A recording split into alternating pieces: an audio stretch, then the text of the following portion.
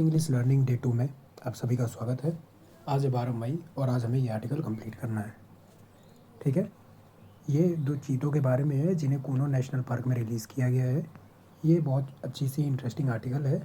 तो इस आर्टिकल को पढ़ने से पहले जो इसमें कुछ ग्रामर है, कुछ प्रीपोजिशन है, उसे हम पहले देख लेते हैं।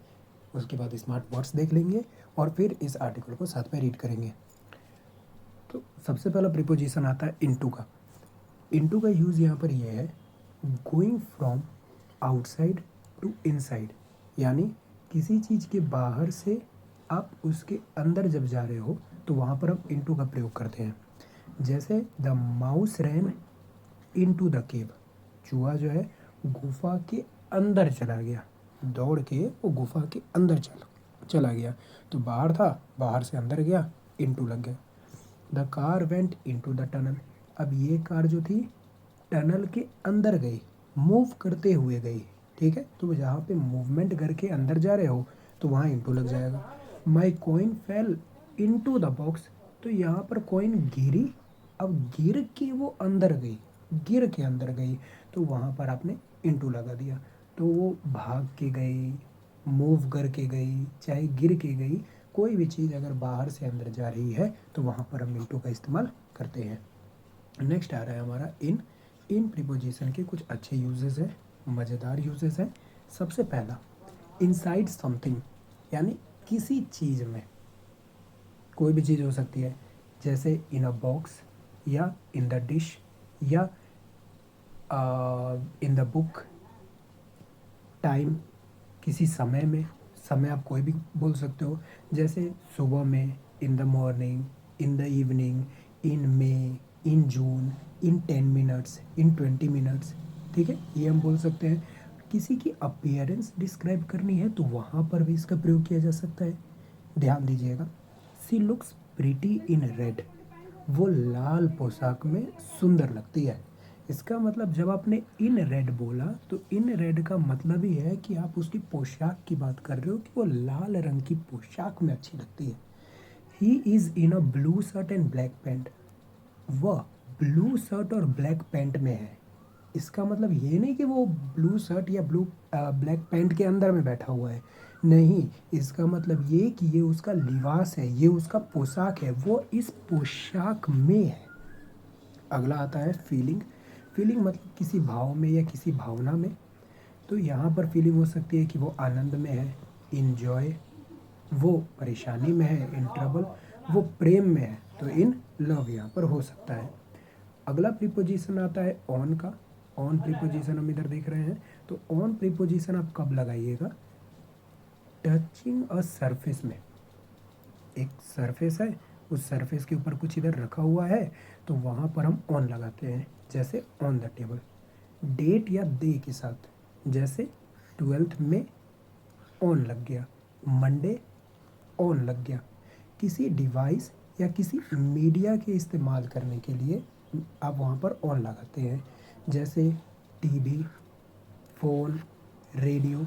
ये सब आप डिवाइस कह सकते हो या आप इनको उपकरण कह सकते हो, एक माध्यम कह सकते हो, मतलब एक मीडियम आप कह सकते हो, एक साधन है ये। ठीक है, किसी भी सूचना को एक जगह से दूसरे जगह पहुंचाने का, तो उन चीज़ों के साथ भी ऑन का प्रयोग होता है। अब ऑन टीवी का मतलब क्या है कि टीवी पर, जैसे कोई प्रोग्राम चल रहा है तो प्रोग्राम टीवी पर चल रहा है, ऑन टीवी हो गया। ऑन द फ़ोन, कि आप क्या कर रहे हो, अपने फ़ोन के ऊपर ज़्यादा समय बिता रहे हो, तो on the phone, you are spending more time on the phone. अब ऑन द रेडियो, कि रेडियो के ऊपर एक बहुत ही मज़ेदार कहानी सुनाई जा रही है, तो an interesting story is being broadcasted on the radio. Transportation के साथ आप इसका इस्तेमाल कर सकते हैं। देखिए, ट्रांसपोर्टेशन में फॉर एग्ज़ाम्पल अगर ये एक बस है और बस में अगर आप लोग बैठे हुए हैं तो आपको लगेगा कि जैसे हम लोग तो पैक है यार, चारों तरफ से हम लोग तो पैक हैं। ठीक है, तो यहाँ पर इन लगेगा। लेकिन इंग्लिश में ऐसे देखा जाता है कि ये एक बहुत बड़ा सा प्लेटफॉर्म है। ठीक है, आप लोग इस प्लेटफॉर्म के ऊपर में बैठे हुए हैं। अब यहाँ पर अगर कोई व्यक्ति है तो वो व्यक्ति इधर घूम सकता है, चल सकता है, किसी और व्यक्ति से बात कर सकता है, तो उसके लिए ये बहुत बड़ा सा एक प्लेटफॉर्म हो गया, एक मंच हो गया। तो इन शॉर्ट उसे ऐसा नहीं दिखाया जा रहा है कि वो घिरा हुआ है, बल्कि ऐसा दिखाया जा रहा है कि वो उस प्लेटफॉर्म के ऊपर खड़ा है और वो प्लेटफॉर्म आगे मूव कर रही है। इसीलिए यहाँ पर ऑन का इस्तेमाल किया गया है। जब आप कार में हो तो आप वहाँ पर इन लगा देते हो, क्योंकि वहाँ पर कोई बड़ा सा स्पेस नहीं है, छोटा सा एक प्राइवेट स्पेस है, इसीलिए वहाँ पर इन लगता है। दूसरी बात आप क्या याद रखोगे कि इन कार हो गया, इन ट्रेन, ऑन ट्रेन हो गया। अगर मैं इन का इस्तेमाल कर दूँ बस के साथ कि इन द बस, तो इसका मतलब होगा कि आप उस बस में बैठे हुए हो या फिर आप उस बस में ट्रैप्ड हो। ठीक है, कंप्लीटली इनसाइड हो, आप घिरे हुए हो, तो आप फ्री नहीं हो। उस केस में हम इन का प्रयोग कर देंगे। जब आप फ्री हो, free to roam, free to move, तो वहाँ पर आप ऑन का इस्तेमाल कर दोगे। ठीक है, बहुत सिंपल सी है। तो ट्रांसपोर्टेशन में लार्ज स्पेस रहे या प्लेटफॉर्म रहे तो हम वहाँ ऑन का इस्तेमाल करते हैं। इसका एग्जाम्पल क्या हो गया? On the bus, on a train, on a ship. अगला हमारा प्रीपोजिशन है फ्रॉम। फ्रॉम कहाँ लगेगा? स्टार्टिंग प्लेस या टाइम के साथ। ठीक है, कि कोई चीज़ अगर आ रही है तो वो कहाँ से आ रही है, वो प्लेस कौन सा है, वो प्लेस कौन सा है। कोई चीज़ अगर शुरू हुई, कोई एक्शन अगर शुरू हुआ तो वो किस टाइम पे शुरू हुआ, उस समय कितना बज रहा था, तो वो हो गया टाइम। जैसे अगर कोई आगरा से आ रहा है, फ्रॉम आगरा। अगर कोई चीज़ मंडे से शुरू हुई है, from Monday. Separation, again separation में आपने एक चीज़ है, उस चीज़ में से आप किसी दूसरी चीज़ को निकाल रहे हो, तो वहाँ पर क्या लग जाएगा? वहाँ पर लग जाएगा फ्रॉम। जैसे मिल्क में से बटर निकाला तो बटर फ्रॉम मिल्क। जैसे प्लांट में से फ्लावर निकाला तो फ्लावर फ्रॉम द प्लांट। ठीक है, तो यहाँ पर ये हमने 4 प्रीपोजिशन सीखे। सबसे पहले हमने इनटू सीखा, उसके बाद इन सीखा, उसके बाद हमने ऑन सीखा और उसके बाद हमने फ्रॉम सीखा। अब इस सेंटेंस में, इस आर्टिकल में एक टेंस इस्तेमाल किया गया है। टेंस है सिंपल पास्ट टेंस।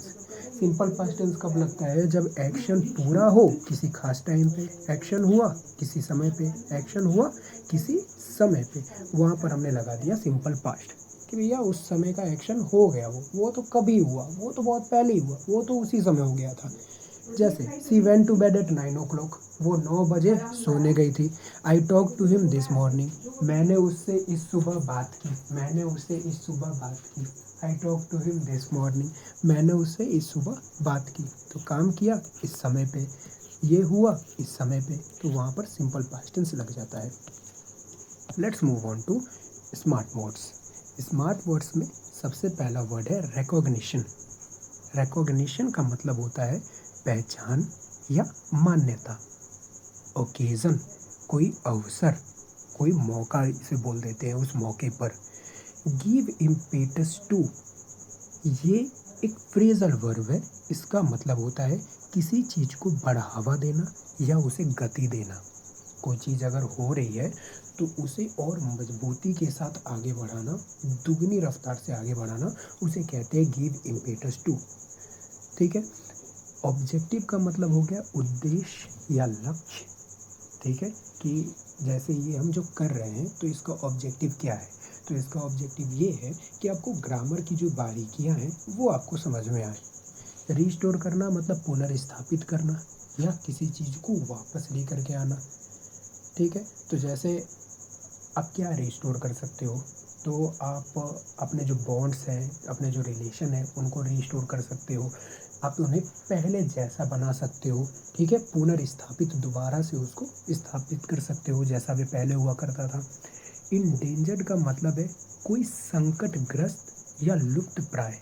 लुप्त प्राय आप छोड़ दीजिए, ये देखिए संकटग्रस्त, इसका मतलब है संकट से घिरा हुआ, यानी कि वो खतरे में है, वो डेंजर में है, तो उसे हम कहते हैं इंडेंजर्ड। इंक्रीज, बढ़ाना या वृद्धि करना।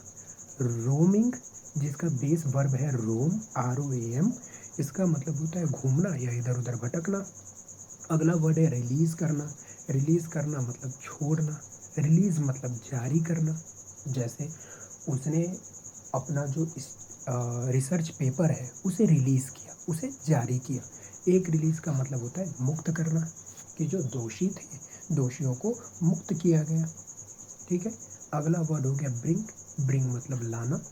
और ब्रिंग का यहाँ पर पास्ट फॉर्म होता है ब्रॉट, और इसका V3 भी होता है ब्रॉट, ठीक है, ब्रिंग ब्रॉट ब्रॉट। नेक्स्ट है फॉलोइंग। तो फॉलोइंग का मतलब है निम्नलिखित। जैसे हम क्या करते हैं कि फॉलोइंग आर द कॉजेज, और उसके बाद एक एक करके कॉजेज लिखना शुरू कर देते हैं, तो वो हो गया निम्नलिखित। फॉलोइंग का मतलब है बाद का, जैसे फॉलोइंग द डिज़ास्टर, मतलब डिज़ास्टर के बाद का आप बता रहे हो कि डिज़ास्टर के बाद क्या हुआ। फॉलोइंग द डिज़ास्टर मतलब डिज़ास्टर आया और उस डिज़ास्टर के बाद जो भी घटनाएं हुई वो आप मेंशन कर रहे हो, तो आपने वर्ड यूज़ कर दिया फॉलोइंग। एक वर्ड होता है अनुसरण करना, यानी किसी का पीछा करना, ठीक है, तो वो भी फॉलोइंग होता है। कंप्लीशन का मतलब हो गया समापन। क्वारंटाइन पीरियड जब अलगाव अवधि होता है, यानी उसे बाकियों से बिल्कुल आइसोलेट कर दिया गया हो, अलग कर दिया हो, सेपरेट कर दिया हो। री इंट्रोडक्शन, देख रहे हैं, री मतलब दोबारा, और इंट्रोड्यूस करना यानी उसको लाना, उसको सामने पेश करना। तो ये हो गया पुनः परिचय या दोबारा शुरू करना किसी चीज़ को, उसे दोबारा से सामने लेकर के आना। अचीव करना मतलब प्राप्त करना। कंसिस्टेंट का मतलब है निरंतर, निरंतर, लगातार। कोई चीज़ अगर हो रही है, एक समान चल रही है, तो आप उसे कंसिस्टेंट कहते हैं, ठीक है। सक्सेस का मतलब होता है सफलता। नेशन वाइड का मतलब होता है देशव्यापी, यानी कि पूरे देश में फैला हुआ, ठीक है। तो ये थे आज के कुछ स्मार्ट वर्ड्स। अब हम बात कर लेते हैं आर्टिकल की। तो सीधा हम चलते हैं आज के आर्टिकल की तरफ। आर्टिकल कुछ ये है कि 2 cheetahs released into wild in Kuno national park, ठीक है। ये कूनो नेशनल पार्क है। कूनो नेशनल पार्क में कोई वाइड एरिया है, उस वाइड एरिया में 2 चीता को रिलीज किया गया है, उनको छोड़ा गया है, उनको मुक्त किया गया है, ठीक है। इनटू लगा क्योंकि उन्हें बाहर से लाया जा रहा है इस कूनो नेशनल पार्क में। आगे, मध्य प्रदेश चीफ मिनिस्टर मोहन यादव, मध्य प्रदेश के जो मुख्यमंत्री हैं माननीय Mohan Yadav, on Monday, day आ गया इसीलिए ऑन लग गया, तो माननीय मुख्यमंत्री मोहन यादव जी ने मंडे को रिहा किया, ठीक है। कुछ किया किसी समय पे, किया किसी समय पे, तो पास्ट इंडेफिनिट लग जाता है। तो उन्होंने मंडे को रिलीज किया, रिहा किया 2 फीमेल चीता को, 2 है इसीलिए यहाँ पर प्लूरल बनाने के लिए एस लग गया। 2 मादा चीता को उन्होंने रिहा किया। ब्रॉट फ्रॉम बोत्सवाना, ये साउथ अफ्रीका में एक देश है, तो इन दोनों चीताओं को बोत्सवाना से लाया गया था और उन चीता को रिहा किया गया है into an open forest in the Kuno national park, Kuno national park के एक ओपन फॉरेस्ट में। Following the completion of their quarantine period, अब फॉलोइंग द कंप्लीशन यानी समापन के बाद, फॉलोइंग मतलब एक फॉलो का मतलब होता है ना बाद का, तो फॉलोइंग द कंप्लीशन यानी समापन के बाद, completion of their quarantine period, उनकी जो अलगाव अवधि थी, उनको जो क्वारंटाइन करके रखा गया था, तो उस क्वारंटाइन का अवधि ख़त्म हो गया, कंप्लीट हो गया, उसके बाद उनको रिलीज़ कर दिया गया। नेक्स्ट, द री इंट्रोडक्शन ऑफ चीता brought from Nigeria, south Africa and now Botswana is achieving consistent success. देखिए, आप चीता को दोबारा से ला रहे हैं, उन्हें दोबारा से इंट्रोड्यूस कर रहे हैं, दोबारा से पेश कर रहे हैं, यानी कि भारत में उन्हें दोबारा लाया जा रहा है। तो चीताओं को आप जो दोबारा ला रहे हैं नाइजीरिया, साउथ अफ्रीका, बोत्सवाना जैसे देशों से, तो इस री इंट्रोडक्शन को निरंतर सफलता मिल रही है।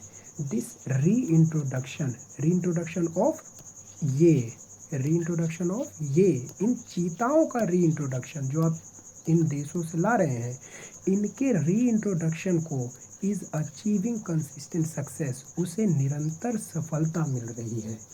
And today Madhya Pradesh has earned nation wide recognition, और आज Madhya Pradesh has earned, has मतलब ये रिसेंट की बात है, ठीक है। हैज़ प्लस V3 आप कब लगाते हैं, तो प्रेजेंट परफेक्ट में लगाते हैं जब कोई काम हाल में हुआ हो।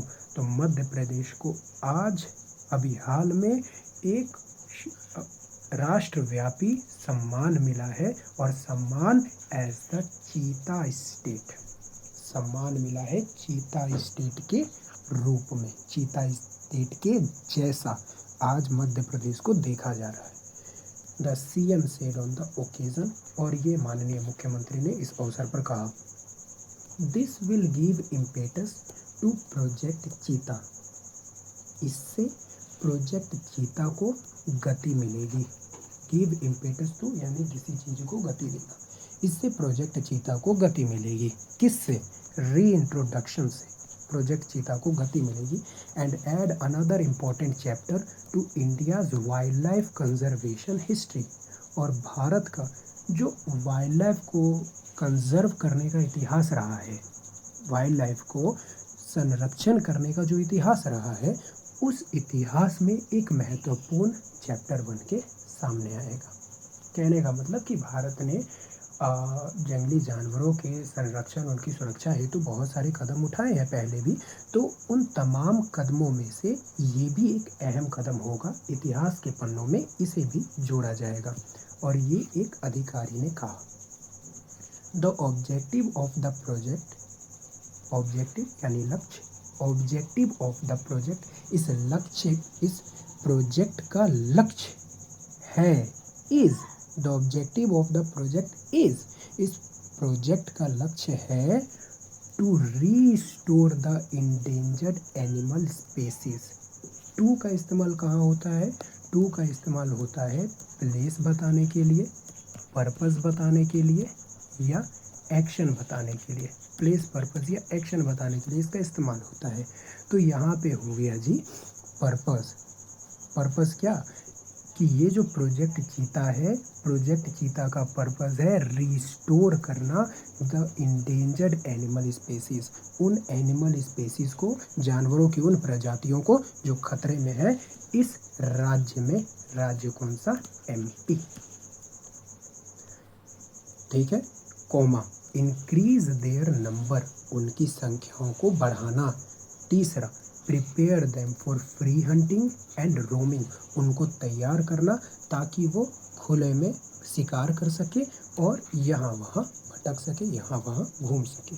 इसका मतलब उन जीवों को एक तो रीस्टोर करना, उनकी जो आबादी विलुप्त हो गई थी उसे दोबारा से कायम करना, दूसरा उनकी संख्या को बढ़ाना, कि केवल बचाना ही लक्ष्य नहीं है, उनकी संख्या बढ़ाना भी लक्ष्य है, और तीसरा कि उन्हें एक प्रकार से आज़ाद कर देना कि वे जंगल में अपने हिसाब से रह सकें। ठीक है, ये था आज का आर्टिकल। आपको क्या करना है, तो ये जो प्रीपोजिशन है, प्रीपोजिशन के सारे यूजेस सीख लेने हैं। दूसरा, सिंपल पास्ट आपको समझ लेना है, सिंपल पास्ट में कोई एक्शन किसी समय पे हुआ, और स्मार्ट वर्ड्स, इन तीनों को मिला के आप घर पे 1 to 2 सेंटेंस प्रैक्टिस कर सकते हैं ईच डे। ठीक है, अभी स्टार्ट किया जा रहा है, it is just the second day of this initiative, so ज़्यादा रश नहीं करना है। ठीक है, धीरे धीरे करके you will have a solid grip on the grammar. ठीक है, थैंक्स फॉर वॉचिंग।